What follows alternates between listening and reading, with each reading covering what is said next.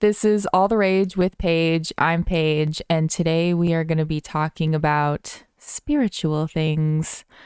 There have been a few things that have been more on the spiritual side that I've been really kind of getting into, and I mentioned it in a few of the episodes, I'm pretty sure.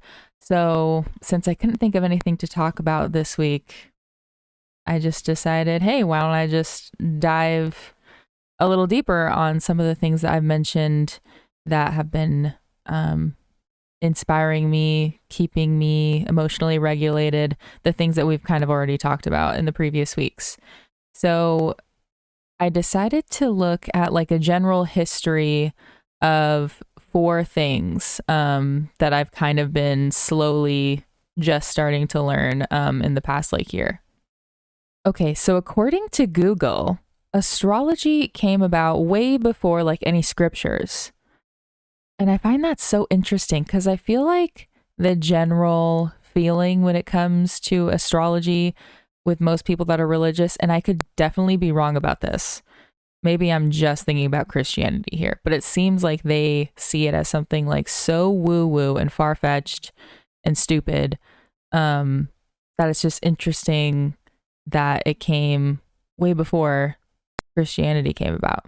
So I just watched a Buzzfeed video on this on YouTube, and it was saying that astrology came about in the second millennium BCE Babylonia. They went through the history so fast that like I probably retained a very small portion of it, but I did write down a few notes, and something I found interesting was that there was actually 13 constellations originally, and I don't know how to pronounce that word. So I'm not even going to try. It'll be embarrassing. But it starts with an O, and it was for people born from November 29th to December 17th. And it just like finding that out almost like took some of the legitimacy out of astrology, like just straight out the gate, just because I'm like, well, then like what? If you can just take it out, then is it really, I don't know. You know what I mean, though? It did kind of change things for a split second for me because I was just like, well, yeah, I don't know. That almost seems like it's going to throw everything else out the window if they were able to just so easily take one out.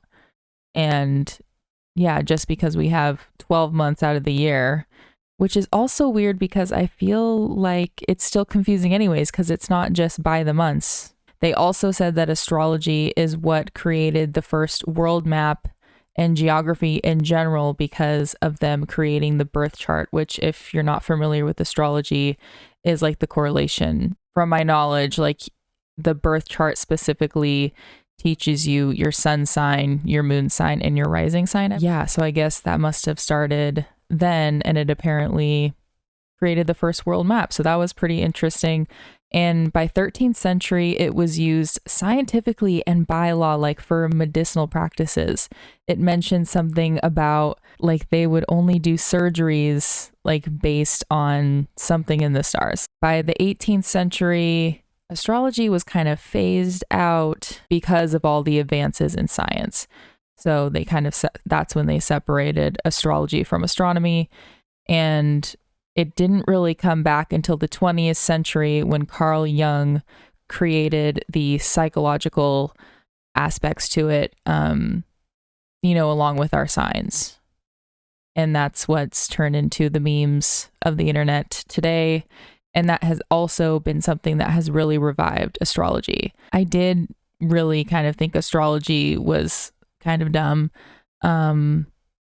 I also didn't really like the idea of like being able to be put in a box like that. Like I wanted to believe that I was more unique than that, But then there were also parts of me that would like have fun looking at my horoscope when I would open a magazine, or even, just reading about like what my personality is and being able to be like, aha, that is right. And just having that, split moment of like, oh, maybe it is real.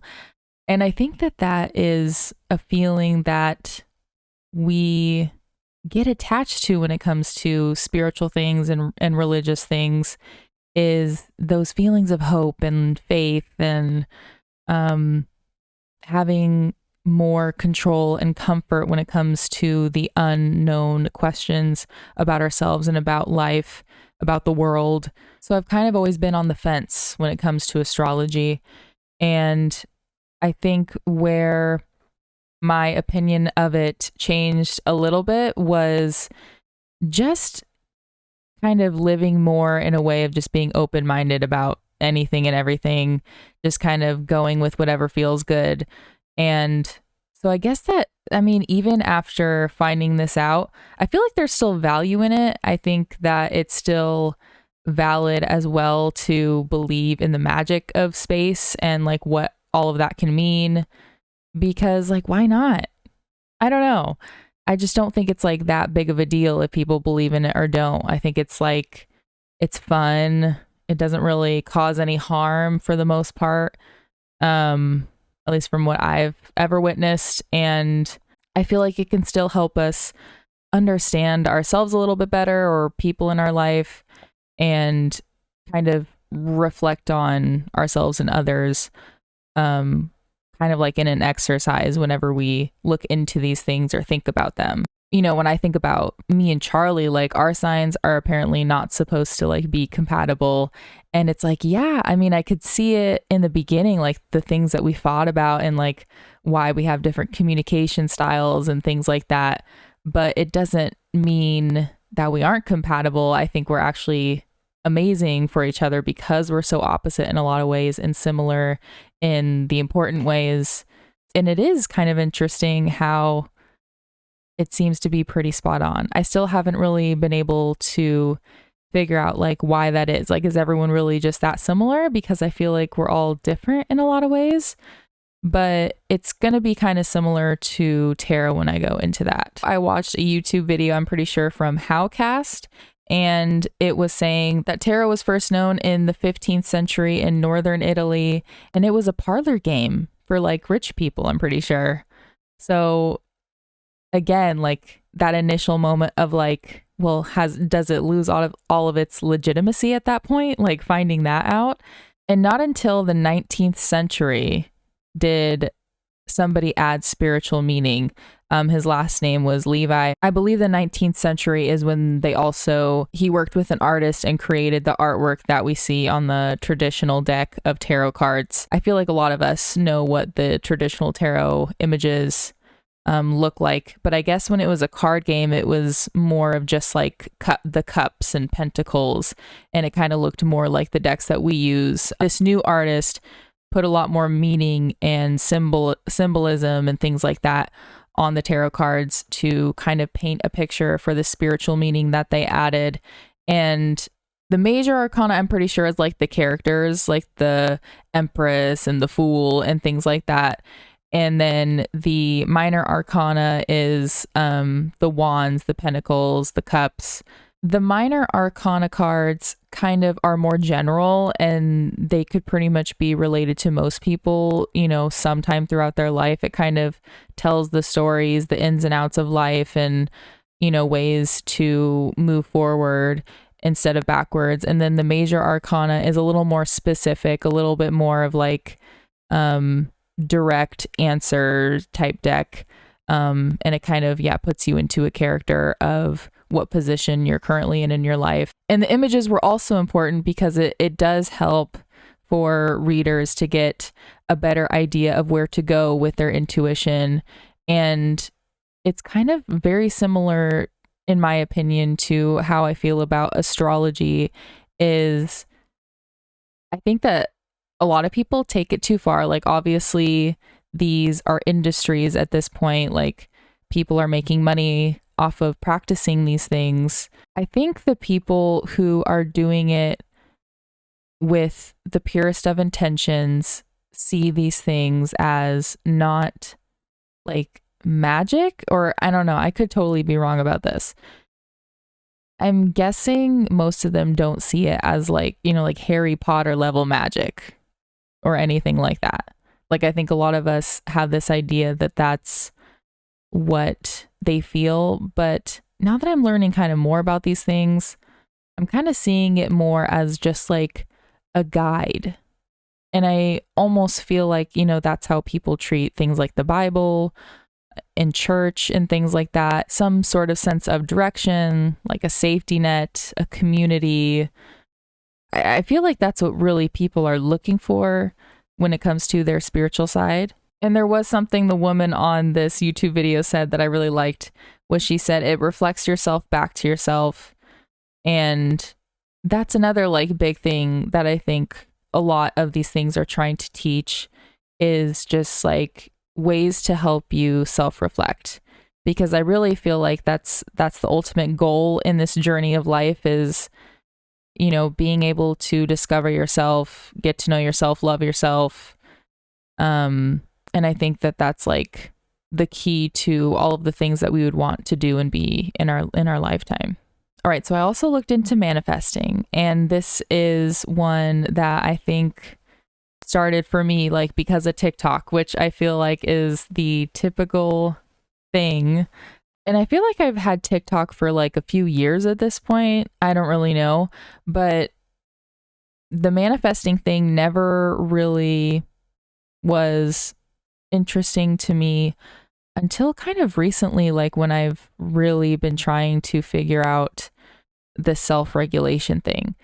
Because, you know, I'd watch these videos and people would say like, oh, I've been saying this and I just can't believe how much it's helped me out. And, you know, I just got to a point where I was like, well, why not? Why don't I just do it and see how it feels? Because I like mantras when it comes to like yoga and things like that. It's weird that I would be so resistant to like practicing using it daily and, you know, really taking it seriously. I think that that's what I wasn't doing before, was actually like taking it more seriously as far as like the impact of what the words I say to myself every single day, you know, throughout the day are. So I watched a video on YouTube by Daily Motivation, and they said that manifesting first came in the early 19th century. The guy was named Phineas Quimby, and he talked about how manifesting just made life more exciting than, you know, having pain